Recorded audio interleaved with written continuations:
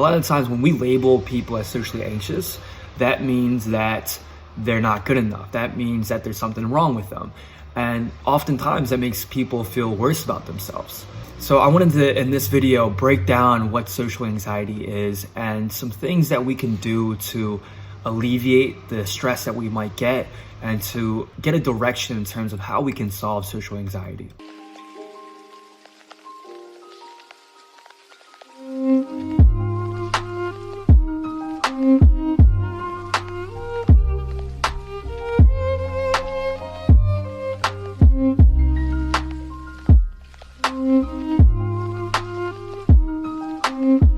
Hey, what's going on everyone? It's Caleb here from ANewExpression, where we help you become your greatest self. And I hope everyone is staying safe at this time, being inside and just really spending time with family and maybe a friend if you live with a friend or roommates. But this is really a time for us to stay inside and be mindful of the things that we might be putting other people at risk by going outside. And when we're inside, let's take this time to really be reflective on ourselves and be reflective of where we're going in life. And so today I really just wanted to talk about social anxiety and what social anxiety really is. I feel like as if social anxiety is so broad, and for us to really overcome it, my belief is that we have to break it down. We have to make it practical, and we have to really put it down into a very, like a microscope, and we have to look at it and see what the root cause is, see what social anxiety is. Instead of just saying that you have social anxiety, I want you guys to ask yourself the question, like, why do I feel anxious? Or why do I label myself as socially anxious? Because the more that we put ourselves in that belief that we are socially anxious, the more we live that character, the more that we live in that perspective. And so what we have to do, and this is what I did at a young age when I started to learn how to overcome social anxiety, I had to first step outside of my identity of what social anxiety is, or who a socially anxious person is. A lot of times when we label people as socially anxious, that means that they're not good enough. That means that there's something wrong with them. And oftentimes that makes people feel worse about themselves. So I wanted to, in this video, break down what social anxiety is and some things that we can do to alleviate the stress that we might get and to get a direction in terms of how we can solve social anxiety. And so let's start off here. Let's start off on what social anxiety is. Let's really break this down. And so social anxiety is two words. So social anxiety. Social meaning talking to people, being in social gatherings, just being around people and socializing. And anxiety is an emotion. Anxiety is an emotion that you feel when you're scared of something or you're fearful of something. And so social anxiety is a fear of talking to people. And so we get very clear on that. Instead of just saying, so you have social anxiety, let's clarify and say that we have a fear or we have anxiety around talking to people. And so that gets closer to the answer of how we can overcome social anxiety, right? Because if we keep it too broad, then we'll just never find a solution to it. We have to be more specific and clarify what is social anxiety. And so that's the first step. Social anxiety is the fear of talking to people. And so let's go to the next question. Why do we feel anxious around talking to people? Well, from my experience with talking to people and my own experience, we feel anxious because we feel as if we're not good enough. We feel as if we're not good enough as a person. And that could be based off of the way that we look, the way that we think we have to portray ourselves, the way that we think we have to dress, the way that we feel as if we have to fit into groups, the way we feel like we have to talk, the way that we feel as if we have to make this amount of money. There's a lot of things that we feel as if we're not good enough. And I'm sure you could list it for yourself. And I want you to, although this might be hard, this is a very important process of overcoming your social anxiety. I want you to write these things down. What is it that you feel like you're not good enough at? Or why do you feel like you're not good enough? Is it the amount of money that you make? Is it the way that you portray yourself? Is it the way you act? What is it? And I want you to list those down in sentences. And I want you to list down every single one. And it's gonna be hard. I know it's gonna be hard for you guys to write this down, but this is a process of you being able to identify why you feel socially anxious. If we don't identify why we feel it, then we'll never understand how to change the way that we feel. And so this is important. And it's okay if you feel a lot of resistance towards it. Take your time. Take your time with writing this down. If it takes a day, if it takes 2 days, take these moments to really reflect and ask yourself, why do I feel like you're not good enough? Or why do you feel like you're not good enough? Why do I feel like I'm not good enough? And list those all out. And so if we have a list of things that we feel like we're not good enough at, or reasons why we feel like we're not good enough, there's oftentimes a image of perfection that we have, right? We can't just not feel like we can't feel like we're not good enough without having a standard of like what good enough is. So that's the next step. We have to now understand, okay, this is why I feel like I'm not good enough. And it might not feel great. It might feel like, you might feel like shit, right? Oh, like I feel like I don't look a certain way. I feel like I don't talk in a certain way. And you have all these things on why you say that you're not good enough. But the reason why you say you're not good enough is because you also have this standard of what good enough means. And I hope this makes sense for you guys. And so the next step is for us to list out, what does good enough mean? Like, what in the world, who in the world created this meaning of what good enough is? And most times than not, you'll find that you created that image for yourself. You created that image of perfection based off of what your friends told you that you should be, based off of what your family told you should be, based off of what society told you that you should be, that you should go to college, that you should have a certification, that you should have a degree, that you should talk in this way, that you should be acting this way, that you should treat people this way. Society has conditioned us to believe that we have to be this image, that this image, once you reach this image, then you'll be good enough.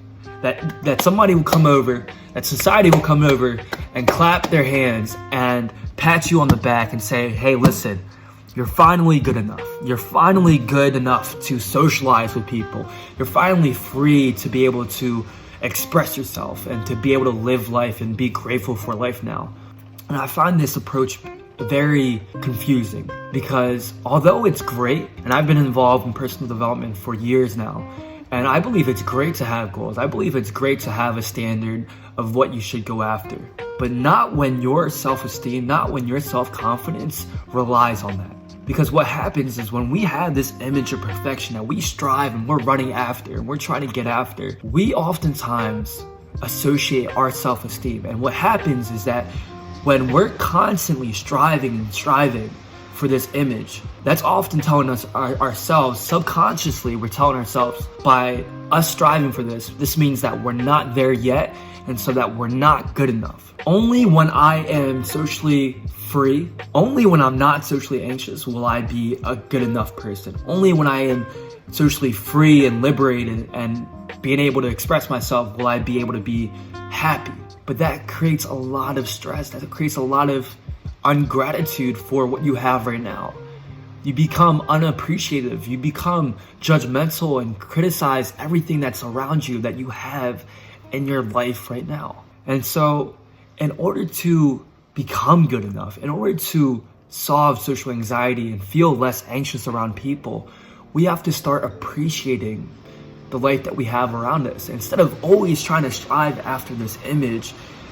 And oftentimes what you'll find is that when you strive for this image of what's good enough and you actually achieve what your mind says that you'll be good enough at, once you get there, you'll realize that you got yourself into a habit of constantly saying that you have to reach something else, that what you have is not good enough. And it doesn't matter if you achieve those things, because you got into the habit of becoming less appreciative of things around you and always thinking that you have to go someplace else, always thinking that you have to reach a certain place. And so the way to feel less anxious, the way to overcome social anxiety is not to think that you have to be this image, not to say that you have to become more social or that you have to become more expressive or that you have to be less socially anxious. You can feel anxiety around people. But what you have to understand is that the way to cure this, the way to overcome this, is to be appreciative of what you have right now. You don't have to be any image of perfection. You don't have to strive for anything. What you need to do is you need to become more grateful of what you have around you. You have to become more appreciative of the way that you look, the way that you talk, the way that you portray yourself. It's self-love, it's self-care. This is how we can overcome this. And so instead of thinking that you have to be good enough or that you have to be this certain image, realize that no, it's really just you believing that you're good enough just the way that you are. Not from this criteria that you set for yourself or not this image that you set for yourself, but realizing that the way that you are right now, the way that you look, the way that you act is perfectly okay. And that you can love yourself, you can love other people with just the way they are. There's no need to change. And so I want to dismantle that belief that you have to be this certain way, that in order for you to feel better about yourself or the way to become more confident is to reach this image of perfection. I want to dismantle that and say that you're perfectly fine how you are right now. And the more that you can believe that, the more that you can be in tune with that and realize that I really am okay. I really can just love myself the way I am, the way that I talk, the way that I look. Because this is a crazy example, is like people that have low self-esteem, a lot of the times it's the way they look, right? It's the way that they look. And I know I struggled with that as well. I was like, dude, I have the chinkiest eyes of all. Like, why do I have that? I have a big ass nose. I have some big ass lips. Like, why do I look this way? And I used to judge myself with the way I look. And what I realized is that I can't freaking change the way that I look. I can't change the way that, I mean, sure, you know, that's why they have plastic surgery. That's why they have certain types of procedures that change the way that you look. But why not just be appreciative of the way that you look? You might not be the most attractive person. You might not be this model status, but you can still self-love. You can still self-care with the way that you look right now. The way that you look, you can't change. And so why judge yourself for it? Why think that you're not good enough based off of what society tells you or your friends tell you that, you know, this is what pretty looks like, or this is what good looking looks like, or this is what attractive looks like? I think, in my opinion, if you were to ask me, the most attractive people, in my opinion, if I was to look at a female, the most attractive female is not the most attractive in terms of looks and appearance, but the people, the females that can actually accept who they are. You know, they feel real comfortable within their own skin. They're real comfortable with the way that they look, the way they portray themselves. That's real confidence right there. And so that's the way that we can overcome social anxiety, is being very comfortable with yourself and realizing that you have these labels of why you think you're not good enough. And then you also have a standard of by which you're judging why you're not good enough with this image of perfection. And becoming aware of those things as you go on throughout your day. Realize that your thoughts are reflected upon these criteria. Like, it's this image of perfection, which is the reason why you think that you're not good enough, which is the reason why you don't want to go up and introduce yourself, or the reason why you don't want to give a presentation, or the reason why you feel so anxious around people. And as you start to become aware of that, realize that what real confidence is and what will truly overcome your social anxiety is just to be appreciative of the things that you have around you right now and the way that you are right now. No matter how bad you think you are, no matter how insecure you think you are, the reasons why you feel like you're insecure, all those flaws and traits that you think you have about yourself, you have to start appreciating. You have to start loving that aspect of yourselves. That's the only way to change. That's the only way to actually become confident and be able to portray yourself, express yourself in these social situations. It starts with self-love and self-care. And so I'm gonna end off with that, guys. If you guys have any questions, leave it down below.